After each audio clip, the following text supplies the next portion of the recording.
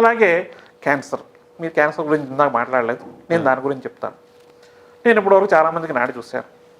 2010 నుంచి ఇప్పటికీ సుమారుగా ఒక 8 లక్షల మంది పైగా చూస్తుంటాను నేను. అంటే రోజు 100 మందిని చూస్తుంటే అలాగే అయిపోతారు కదా, అందుకని సుమారుగా లెక్క. అది నాడి చూసిన తర్వాత చాలామందికి మీ క్యాన్సర్ లక్షణాలు ఉన్నాయని చెప్పారు. ఉంటా కూడా చెప్తాను, అందులో అనుమానం ఏం లేదు.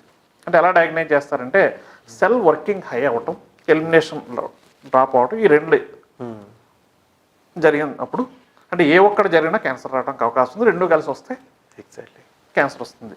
రక్త పైత్యము రాచపుండు బుట్టని చరక సంహితలో రాయపడం. అంటే బ్లడ్ ఎస్టిటీ. మోడర్న్ సైన్స్ కూడా రీసెంట్గా చేయాల్సింది ఏంటంటే బ్లడ్ యాసిడ్ లాగా ఉంటే క్యాన్సర్ వస్తుంది అన్నారు.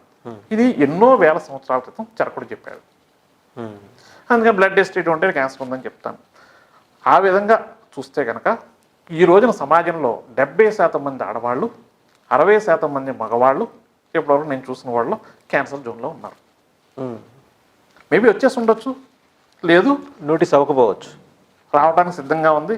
ఇంకా మోడర్న్ టెక్నాలజీ దాన్ని చెక్ చేసే అంత సాఫిస్టికేటెడ్ టెక్నాలజీ ఇంకా అందుబాటులోకి రాలేదు, under research. So technology preparedness లేదు దానికి. అందుకని మీరు ఈ పారామీటర్స్ అన్ని పక్కన పెట్టి leave it first. Go your traditional food habits. వండుకునే విధానం కూడా ఏ ప్రాంతానికి ఆ ప్రాంతం ప్రత్యేకంగా ఉంటుంది. ఇంకా ఇప్పుడు మనకు కొంత మంచి అవకాశం ఏమిటంటే ఇంకా మన పూర్వీకులు కొంతమంది బతుకున్నారు, తాతలు అమ్మమ్మలు. వాళ్ళు చిన్నప్పుడు ఏం చేస్తారు అడగండి. ఎందుకంటే ఈ మోడర్నైజేషన్ అన్నది అంతా కూడా జరిగి అంతా పోగేసి మనకి భారతదేశంలో వచ్చేటప్పటికి 60s నుంచి ఎక్కువైంది. అవును, 80s నుంచి అబ్నార్మల్గా చేంజ్ అయింది. 2000 నుంచి అసలు అందుకోని విధంగా మారిపోయింది. పోస్ట్ లిబరలైజేషన్ చాలా మార్పులు తీసుకొచ్చింది. ఈ టైంలో ఏం జరిగిందంటే ఈ మెంటల్ ఇన్బ్యాలెన్స్ వచ్చి అందరూ పరిగెడుతూ ఉన్నారు. ఎక్కడో ఆనందం ఉంటుంది, ఎక్కడో ఆరోగ్యం ఉంటుంది. రాన్ పరిగెడుతూనే ఉన్నారు. బట్ వాళ్ళ హ్యాపీనెస్ని పొందలేకపోతున్నారు. హ్యాపీనెస్ అంటే ఏమిటి? ఫిజికల్లీ, మెంటల్ అండ్ సోషల్ హెల్దీగా ఉంటేనే. అండ్ ఇటీవల కాలంలో డాక్టర్ గారు ఒకటి ఎక్కువ గమనిస్తున్నాం, యంగ్ జనరేషన్ ఇండెసిసివ్నెస్లోకి, నిర్ణయ రాహిత్య ధోరణిలోకి ఎక్కువ వెళ్ళిపోవటం, సూసైడల్ టెండెన్సీస్ బాగా డెవలప్ అవటం, ఫర్ సింపుల్ రీజన్స్, బోరు కొడుతుందని ఆత్మహత్యలు చేసుకోవటం. ఎందుకు జరుగుతుంది ఇదంతా? ఇందాక మీకు చెప్పాను, ఈ ఆర్గాన్స్ కొన్ని పని చేయట్లేదు, కొన్ని ఎక్కువ పని చేసేస్తున్నాయి. సెల్ వర్కింగ్ డ్రాప్ అయిపోతే డిప్రెషన్ వచ్చేస్తుంది, భయం కలుగుతుంది. నేను నాడు చూసి వాళ్ళ స్టేట్ ఆఫ్ మైండ్ కూడా ఈ విధంగానే చెప్తాను నేను. ఇదేమి సిద్ధులు లేకపోతే తపస్సులు ఏవో జరిగినాయి అంటారు కదా, this not that, is the real science. ఆ స్టేట్ ఆఫ్ మైండ్ ఎలాగంటే ఈ ఆర్గాన్స్ పనిచేసే విధానాన్ని బట్టి వాళ్ళ ఆలోచన విధానం. Cancer identification, renal failure identification, అంటే మీరు చెప్పిన 11,687 వ్యాధులు సంగతి పక్కన పెడితే ఈరోజు ప్రధానంగా ఎక్కువ మంది, మెజారిటీ 70 to 80% పేషెంట్స్లో వీళ్ళే ఎక్కువ సంఖ్య కనిపిస్తున్నారు. Kidney failure, brain stroke, cardiac arrest, అలాగే లివర్ డిజార్డర్ అండ్ క్యాన్సర్.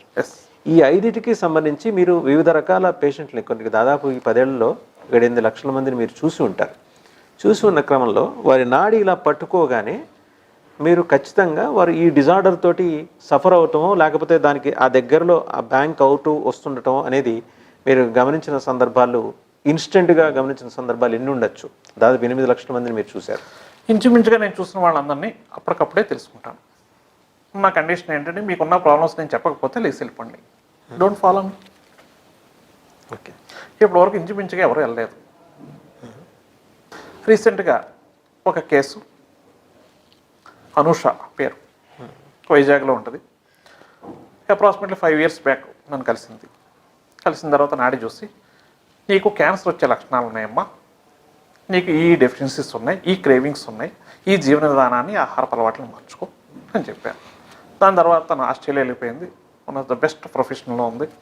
అన్నీ అయిపోయిన తర్వాత 10 days back, 12 days back Australia గవర్నమెంట్లో కొన్ని కండిషన్స్ ఉన్నాయి, కంపల్సరీ హెల్త్ చెకప్ చేయించు, మెడికల్ ఎగ్జామినేషన్స్. ఎన్నోసార్లు ఎస్కేప్ అవుతుంది, తన ప్రొఫెషన్లో బిజీగా ఉండి తప్పనిసరి పరిస్థితుల్లో ఒక చోట చేయించుకోవాల్సి వచ్చింది. చేయించుకుంటే రైట్ ఓవరీస్లో 15 inches ట్యూమర్ ఉంది, నీ బాడీ మొత్తం స్టమక్ అంతా అందుకే పెరిగిందని చెప్పి డాక్టర్లు డయాగ్నైజ్ చేశారు. ఇమీడియట్గా దానికి బయాప్సీ, ఈ ప్రాసెస్లు అన్నీ ఉంటాయి కదా, ఆ ప్రాసెస్లు స్టార్ట్ చేశారు. స్టార్ట్ చేస్తే వెంటనే అమ్మాయికి 5 years బ్యాక్ నేను చెప్పిన విషయం గుర్తొచ్చి, నేను ఎక్కడున్నాను ఎంక్వైరీ చేసి ఈ కరోనా వైరస్ ఉన్న రిస్ట్రిక్షన్స్ టైంలో కూడా జస్ట్ 7 days బ్యాక్ వచ్చి వెళ్ళారు. ఇండియా వచ్చేసింది.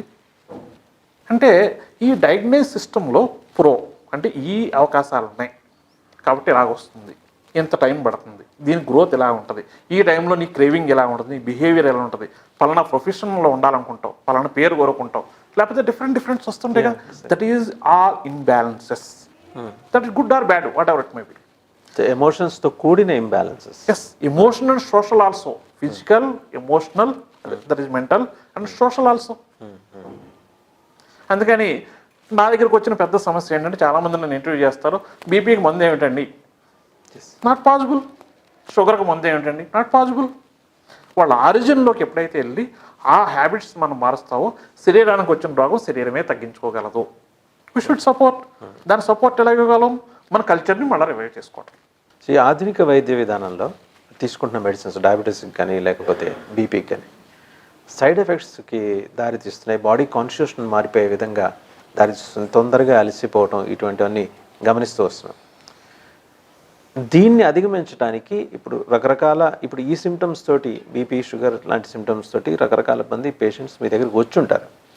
వాళ్ళందరికీ కూడా as per their body constitution మీరు సొల్యూషన్ చెప్తూ వచ్చారా, లేకపోతే దీనికి స్థిరమైన విధానం ఏదన్నా? స్థిరమైన విధానం లేదు. క్యాన్సర్కి అనేక రకాల ట్రీట్మెంట్లు ఉన్నాయి, షుగర్కి అనేక రకాల ట్రీట్మెంట్. షుగర్కి, డయాబెటీస్ గురించి మీరు ఇందాక అడిగారు కాబట్టి ఆమవాతం అంటారు. మనకి ఓల్డ్ తెలుగు వర్డ్, ఇది మోడర్న్ లాంగ్వేజ్లో IBS, ఇరిటబుల్ బౌల్ సిండ్రోమ్. ఈ IBSలో ఈ మోడర్న్ సైన్స్ అబ్జర్వ్ చేసి ఇప్పటివరకు ఐడెంటిఫై చేసి 5 different types. నా దగ్గర ఉన్న వాటిలో 3000 different types. అంటే 5కి 3000కి చాలా గ్యాప్ ఉంది, చాలా హస్తిమాసిక అంతర్భేదం. అంటే నేను ఇవన్నీ ఎయిమ్స్లో ఎక్స్ప్లెయిన్ చేస్తూ ఈ డైజెషన్ డిజార్డర్స్ రిలేటెడ్ ఇవన్నీ ఎక్స్ప్లెయిన్ చేస్తుంటే ఈచ్ అండ్ ఎవరి కేసు స్టడీ చేస్తుంటే ఎక్కడో చోట మ్యాచ్ అవుతుంది. ఇంకా నేను చేయవలసినవి చాలా ఉన్నాయి, నేను కొంతవరకు చేశాను. ఈ IBS ఉన్న వాళ్ళలో చాలామంది డయాబెటిక్గా మారిపోతారు. బట్ మోడర్న్ రీసెర్చ్ చెప్తుంది ఏమిటంటే, షుగర్ ఉన్న వాళ్ళకి IBS వస్తుంది కొంతమందికి, అందరికీ కాదు. కానీ యాక్చువల్గా ఈ డైజెషన్ రిలేటెడ్ ఇన్బ్యాలెన్స్ అయిన తర్వాత డయాబెటిక్ IBS అంటే జగట విరోచనాలు అవుతూ ఎక్కువసార్లు మోషన్ అవుతున్న వాళ్ళు డయాబెటిక్గా మారిపోతారు. వాళ్ళకి మెంతుల్ని పొద్దున్నే పరగడుపున నానబెట్టిన మెంతుల పొడి కాదు, మెంతులు నోట్లో వేసుకుని కొంచెం మజ్జిగ తాగితే ఈ పొట్టలో ఉన్న ఇరిటేషన్ తగ్గిపోయి షుగర్ తగ్గిపోతుంది. కానీ ప్రచారం ఏం జరిగింది, మెంతులు తింటే షుగర్ తగ్గిపోతుంది. ఈ 500 different typesలో ఇది 1 of the person ఓన్లీ. అంటే ఎంత పర్సెంటేజ్ మంది తగ్గుద్ది? ఒక కారణం మాత్రమే అది. అంటే 0.5% పీపుల్కి మాత్రమే అది పనిచేస్తుంది. ఇది మెంతులు తిని మజ్జిగ తాగటం అనేది పనిచేసేది 0.5% పీపుల్కే.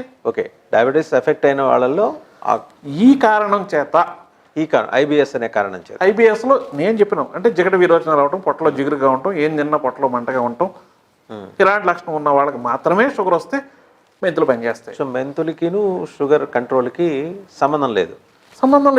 అమీబియాసిస్ని అంటే పొట్టలో ఏదైతే జిగురు పెరిగిపోతుందో ఆ లక్షణాన్ని పోగొట్టగలిగింది డ్రైగా ఉన్న మెంతులు మింగేస్తే అది ఆ జిగురుని అబ్జార్బ్ చేస్తుంది. ఓకే, దాని తర్వాత నెయ్యి తినాలి, కొన్ని నియమాలు ఉంటాయి, వాళ్ళకి పనిచేస్తుంది అది. అలాగే కొంతమంది ఉన్నారు కాన్స్టిపేషన్తో బాధపడుతూ డయాబెటీస్ ఉన్నవాళ్ళు, వాళ్ళ మెంతులు వేసుకున్నారు అనుకుందాం, మోషన్ హార్డ్ అయిపోతుంది, ఇంకా హార్డ్ అయిపోతుంది, షుగర్ లెవెల్ పెరిగిపోతుంటుంది, అందరికీ తగ్గుతుంది, నాకెందుకు తగ్గట్లేదు అని డిప్రెషన్ వస్తుంది వాడికి. అందుకని ఏ డిసీజ్ని ఆధారం చేసుకుని, బయటకు కనిపించే డిసీజ్ని ఆధారం చేసుకుని ఎప్పుడు వైద్యం చేయడానికి కుదరదు.